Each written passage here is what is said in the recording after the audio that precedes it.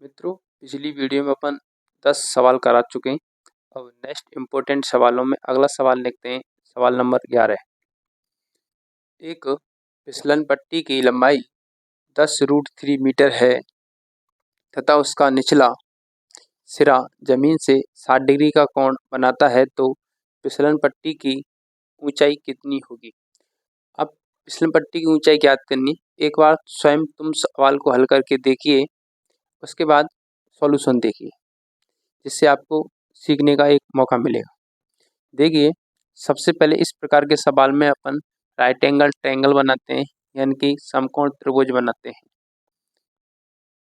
समकोण त्रिभुज के दौरान उसने कही है एक फिसलन पट्टी की लंबाई, एक जो फिसलन पट्टी है ये फिसलन पट्टी होगी, इसकी लंबाई बताई गई है 10√3 मीटर तथा उसका निचला सिरा जमीन से, जो निचला सिरा है जमीन से 60 डिग्री का कोण बनाता है।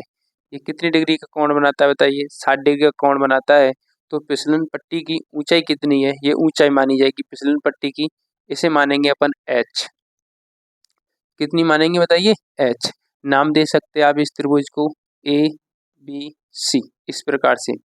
देखिए, आपने लाल LAL लाल बट्टे कक्का, इस वाले फॉर्मूला का उपयोग करेंगे। आपके लिए ये कर्ण दे रखा है और लंब दे रखा है। कर्ण और लंब किस में आता है बताइए? साइन में आता है। तो आप लिखेंगे साइन थीटा। क्या लिखेंगे बताइए? Sine theta. साइन थीटा बराबर क्या होता है?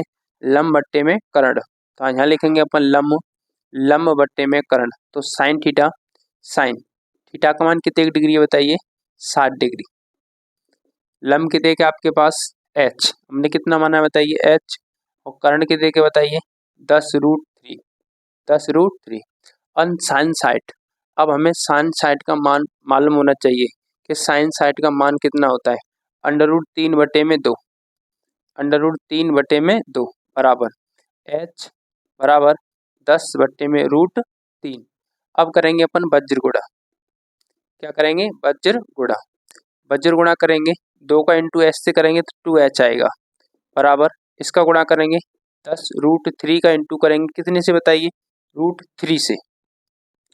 2h बराबर 10, √3 करेंगे तो कितना आता है बताइए? 3। गुणा की संख्या कहाँ जाती है हमेशा बताइए? भाग में। 10√3/2, 2 से कटेगी कितनी बार बताइए? 5 बार। 5 दिया 15। तो h की वैल्यू कितनी आई बताइए? 15 मीटर। तो ये क्या है बताइए? h की लंबाई 15 मीटर। तो ये आपकी फिसलन पट्टी की क्या बताइए? ऊंचाई। ये लिए होगा आपके लिए आंसर। 10 मीटर ऊंची मीनार के शिखर से पृथ्वी पर एक बिंदु का अवनमन कोण 30 डिग्री है। बिंदु की मीनार के आधार से दूरी कितनी होगी? देखिए मित्रों, सबसे पहले अपन बनाएंगे राइट एंगल ट्रायंगल, यानी कि समकोण त्रिभुज। समकोण त्रिभुज कुछ भी नाम दे सकते हैं आप, A B C। उसने कहा है 10 मीटर ऊंची मीनार के शिखर से, मीनार, ये मीनार की ऊंचाई मानेंगे अपन कितनी बताइए? 10 मीटर। 10 मीटर, 10 मीटर मीनार के शिखर से पृथ्वी पर एक बिंदु का अवनमन कोण 30 डिग्री है। अवनमन कोण यानी कि ये कोण कितने डिग्री होगा बताइए? 30 डिग्री। तो एकांतर कोण आपस में बराबर होते हैं, इसका मतलब ये कितने डिग्री है बताओ? 30 डिग्री है। तो बिंदु की मीनार के आधार से दूरी कितनी होगी? बिंदु की यानी कि इस बिंदु की मीनार के आधार से दूरी कितनी होगी? ये हमसे BC पूछा गया है, यानी कि माना x मान लेते हैं अपन इसे। क्या मान लेते हैं बताओ? x। तो आपके लिए देखिए, लंब दिया हुआ है और आधार दिया हुआ है। वही एक फॉर्मूला आपने पढ़ा होगा, लाल बट्टे कक्का। तो लंब और आधार दे रखे होते हैं, तो उसमें क्या लगाते हैं मतलब लंब और आधार मतलब tan थीटा। तो अपन लगाएंगे tan थीटा बराबर लंब बट्टे में आधार। तो tan थीटा की वैल्यू कितने की बताइए? 30 डिग्री बराबर लंब कितने के बताइए? 10 मीटर। और आधार BC मतलब आपने x माना है, x लिखेंगे अपन, या BC लिख सकते हो आप, आपकी मर्जी है। अब मालूम होना चाहिए आपसे tan 30 का मान कितना होता है। tan 30 का मान कितना होता है? 1/√3 या √3। वो आपको कन्फ्यूज में नहीं आना है, आपको पता होना चाहिए तो tan 30 का मान कितना होता है? तो tan 30 का मान होता है 1/√3। कितना होता है बताइए? 1/√3 बराबर tan बटे में x। अब वही बात क्या करेंगे बताइए? वज्र गुणा। x का गुणा जब 1 से करेंगे तो कितना आएगा बताइए? x। 10 का इंटू √3 से करेंगे tan√3, जो मीटर में चल रहा है तो कितना आएगा बताइए? मीटर। अपन यही हमारा क्या होगा बताइए? फाइनल आंसर होगा। यानी कि आधार की मीनार की आधार से बिंदु की दूरी है वो कितनी है बताओ? 10√3 मीटर। एक वृत्त के चाप की लंबाई 4 सेमी है और त्रिज्या 6 सेमी है, तो वृत्त के त्रिज्यखंड का क्षेत्रफल ज्ञात कीजिए। देखो मित्रों, जब आपके लिए लंबाई दे रखी हो और त्रिज्या दे रखी हो, क्या दे रखी हो बताओ? चाप की लंबाई। किसकी लंबाई है? चाप की लंबाई और त्रिज्या। तो इसका सार सिंपल एक फॉर्मूला होता है 1/2 लंबाई गुणा त्रिज्या। अपन क्षेत्रफल ज्ञात कर सकते हैं, लेकिन आपको पेपर में कैसे करके आना है? सबसे पहले लिखेंगे चाप की लंबाई। चाप की लंबाई यानी कि L बराबर 4 सेमी। फिर लिखनी है आपको त्रिज्या। त्रिज्या यानी कि रेडियस R 6 सेमी। आपसे पूछा गया है त्रिज्यखंड का क्षेत्रफल, तो लिखेंगे वृत्त के त्रिज्यखंड का क्षेत्रफल। वृत्त के त्रिज्यखंड का क्षेत्रफल। चाप के लिए चाप की लंबाई दे रखी हो, त्रिज्या दे रखी हो, तो उसका क्षेत्रफल होता है 1/2 into L into R। L का मतलब चाप की लंबाई, R का मतलब त्रिज्या। 1/2 इंटू L। L कितने के बताइए? 4। R कितनी है बताइए? 6। 2 से कटेगी 4 2 बार, 6 दूनी 12 यानी कि 12। लेकिन सेमी में दे रखा होता तो वर्ग सेमी। वर्ग सेमी। क्षेत्रफल हमेशा वर्ग सेमी में आता है। अगर सेमी में दे रखी है तो भुजा, मीटर में दे रखी है तो वर्ग मीटर में आता है। एक शंक्वाकार ठोस की त्रिज्या 7 सेमी तथा ऊंचाई 24 सेमी है, तो ठोस का आयतन ज्ञात कीजिए। सबसे पहले लिखेंगे अपन शंकु की त्रिज्या। शंक्वाकार का मतलब शंकु। शंकु की त्रिज्या यानी कि रेडियस R दी हुई है आपके लिए 7 सेमी, 7 सेंटीमीटर। और आपके लिए ऊंचाई दी गई है, शंकु की ऊंचाई। शंकु की ऊंचाई, ऊंचाई मतलब हाइट यानी कि H हुई आपके लिए 24 सेमी। आपसे पूछा गया है शंकु का आयतन, तो लिखेंगे अपन शंकु का आयतन।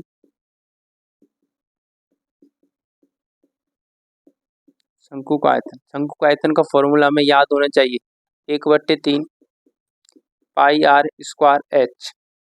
1/3 पाई R स्क्वायर H। शंकु का फॉर्मूला याद होगा तो सवाल भी हल हो जाएगा।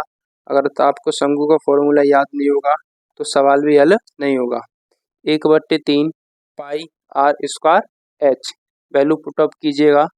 1/3 पाई के स्थान में लिखेंगे 22/7। R के स्थान में लिखेंगे अपन त्रिज्या यानी 7। 7 इंटू में 7। ऊंचाई के स्थान में लिखेंगे आप 24। देखिए 7 से संख्या 7 कट जाएगी, 1 3 से कट जाएगी 24, 3 अट्ठे 24, 8 बार गुणा कीजिएगा।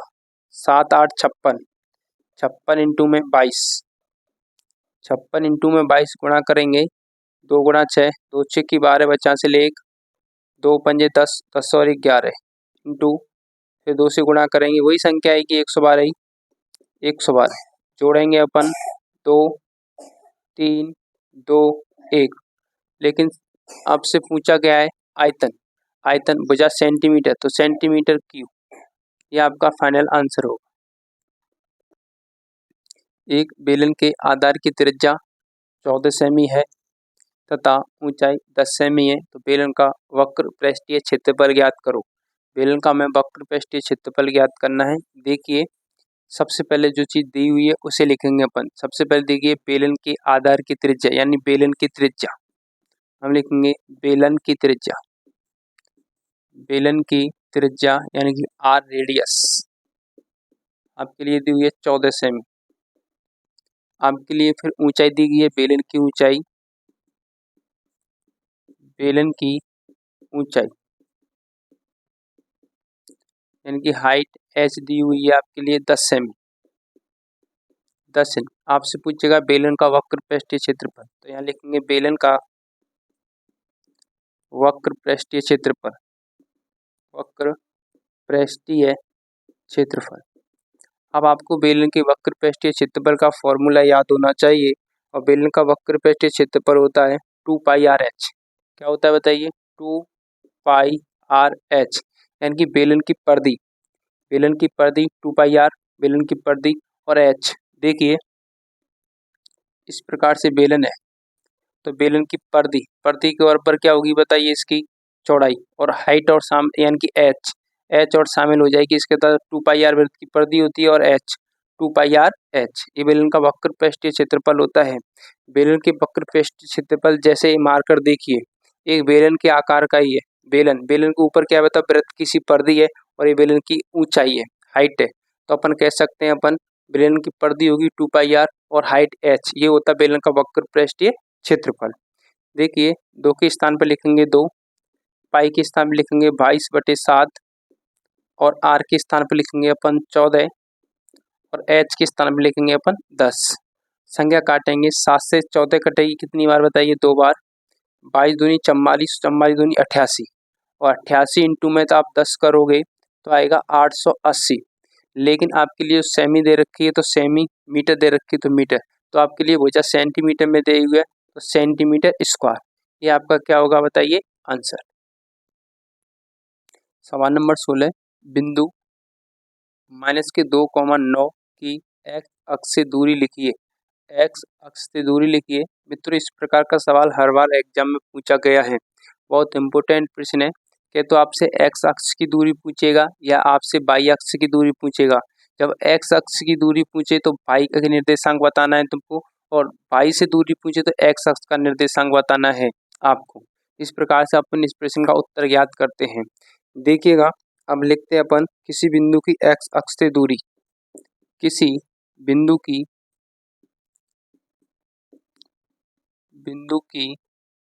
एक्स अक्ष से दूरी, एक्स अक्ष से दूरी, दूरी होती है वाई के निर्देशांक, वाई के निर्देशांक, और वाई का निर्देशांक कितने का बताइए? 9। तो एक्स अक्ष से दूरी होगी 9। ये हमारा क्या होगा बताइए? Final answer. कई बार पूछा गया ये सवाल, एक्स अक्ष से दूरी पूछे तो आपको वाई वाला उत्तर देना है, और वाई अक्ष से दूरी पूछे तो आपको एक्स वाला उत्तर देना है। इस प्रकार सवाल हर बार पूछा गया है। त्रिभुज ए बी सी में यदि पी क्यू समानांतर बी सी है तो ए बी बराबर 7 सेमी, ए पी बराबर 5 सेमी तथा ए सी बराबर 10.5 सेमी हो तो ए क्यू का मान ज्ञात कीजिए। मित्रों ये सवाल है, आपके लिए चित्र दिया गया है कि ए से पी तक की दूरी 5 सेंटीमीटर है और ए से बी तक की दूरी 7 सेंटीमीटर है।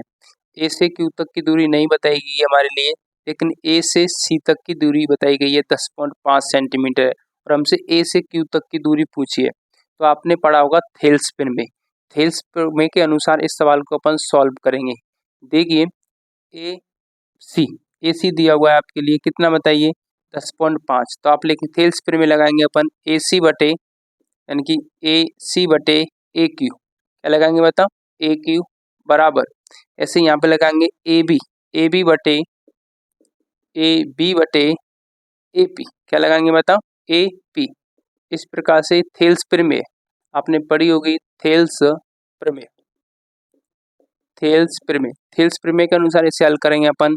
ए सी की वैल्यू दी हुई है टोटल यहाँ से यहाँ तक 10.5, तो इस स्थान पे लिखेंगे 10.5। ए क्यू नहीं दी हुआ है हमारे लिए, तो इस स्थान पे लिखेंगे ए क्यू बराबर, ए बी की वैल्यू दी गई है आपके लिए 7 सेमी, तो यहाँ लिखेंगे 7 बटे ए पी की वैल्यू दी गई है कितनी बताइए? 5। अब करेंगे अपन क्या बताइए? वज्र गुणा करेंगे, तो ए क्यू को इंटू 7 से करेंगे तो ए क्यू 7 इंटू ए क्यू बराबर यहाँ लिखेंगे 10.5 इंटू में 5। अब गुणा की संख्या कहाँ जाती है बताइए, भाग में जाती है। तो ए क्यू बराबर 10.5 इंटू में 5 बटे, ये गुणा की संख्या भाग में 7 नीचे आएगी। पॉइंट हटाएंगे, जीरो लगाना चाहें तो आप जीरो भी लगा सकते हैं, और डायरेक्ट भाग देना चाहे तो 7 का भाग दे सकते हैं 105 में। देखिए 7 का भाग देंगे, 7 के साथ 7 पद 35, यानी कि 15 बार जाएगा, 15 सत्ते 105 होते हैं, और 15 गुणा 5 करेंगे तो 15 5 75 होते हैं। तो ए क्यू बराबर 75, यानी कि पीछे से एक संख्या बाद पॉइंट लगाएंगे 7.5। ये सेमी में दे रखा है तो सेमी, मीटर में दे रखा है तो मीटर, सेमी में दे रखा है तो सेमी। तो अपन बता सकते हैं कि ए क्यू की वैल्यू होगी वो 7.5 सेमी होगी। ये आपका फाइनल आंसर होगा। एक लड़के की आयु अपने पिता की आयु की 1/3 है, यानी कि 1/3 का मतलब 1/3 है। यदि पिता की वर्तमान आयु x वर्ष है तो 5 वर्ष बाद लड़के की आयु क्या होगी। तो देखिए मित्रों, पिता की वर्तमान आयु दी हुई है x वर्ष, तो अपन लिखेंगे पिता की वर्तमान आयु, पिता की वर्तमान आयु x वर्ष दी गई है, लेकिन पुत्र की आयु है जो पिता की आयु का 1/3 है। तो लिखेंगे पुत्र की आयु, पिता की आयु का 1/3, पिता की आयु x है, इसका 1/3, यानी कि 1/3, यानी कि ये आंसर आएगा x/3। ये कौन की आयु है बताओ, पुत्र की आयु है। कौन की आयु है, पुत्र की आयु। लेकिन वो हमसे पूछी गई है कि 5 वर्ष बाद पुत्र की आयु क्या होगी। तो 5 वर्ष बाद पुत्र की आयु, जो ये आयु प्राप्त हुई है हमें, ये वर्तमान आयु प्राप्त हुई है, कौन की बताइए, पुत्र। 5 वर्ष बाद कितनी होगी, यानी कि x प्लस के 3 प्लस के 5, इसमें जोड़ देंगे x प्लस के x/3 प्लस के पिता की वर्तमान आयु x वर्ष, वर्तमान पुत्र की आयु होगी यानी कि x का 1/3, उसने कही है 1/3, 1/3 यानी कि x/3। 5 वर्ष बाद तो कितनी होगी, x/3 में कितना जोड़ेंगे अपन, 5। जैसे आप सुनिए, जैसे आज मेरी वर्तमान आयु 20 वर्ष है, तो 5 साल बाद कितनी होगी, तो 5 उसमें जोड़ देंगे यानी 25 वर्ष। इसी प्रकार x/3 में अपन 5 जोड़ देंगे। 5 वर्ष पहले की पूछ रहा होता तो -5 कर देते, तो अब ये फाइनल आंसर होगा। यदि बहुपद के x² प्लस के 2x प्लस के 3k के शून्यकों का योग उनके गुणनफल के बराबर है तो k का मान ज्ञात कीजिए। सबसे पहले शून्यकों का योग, फिर शून्यकों का गुणनफल। देखिए मित्रों, शून्यकों का योग, शून्यकों के योग का आपको फॉर्मूला याद होना चाहिए।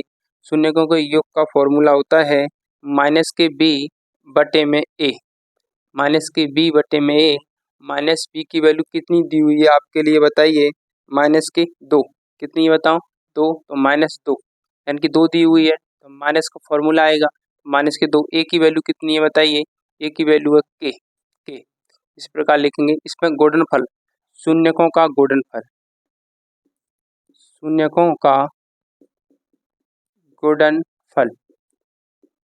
के गुणनफल का फॉर्मूला भी हमें याद होना चाहिए। शून्य का गुणनफल होता है c/a। क्या होता है बताइए, c/a, और c की वैल्यू जो आपके लिए दी गई है वो 3k दी गई है। कितनी बताओ, 3k, और a की वैल्यू कितनी है बताइए, k। अब कह रहा है ये दोनों आपस में कैसे बताओ, बराबर, यानी कि गुणनफलों का योग और गुणनफल दोनों आपस में बराबर हैं। सवाल में कह रहा बराबर हैं, तो -2/k बराबर 3k बटे में k।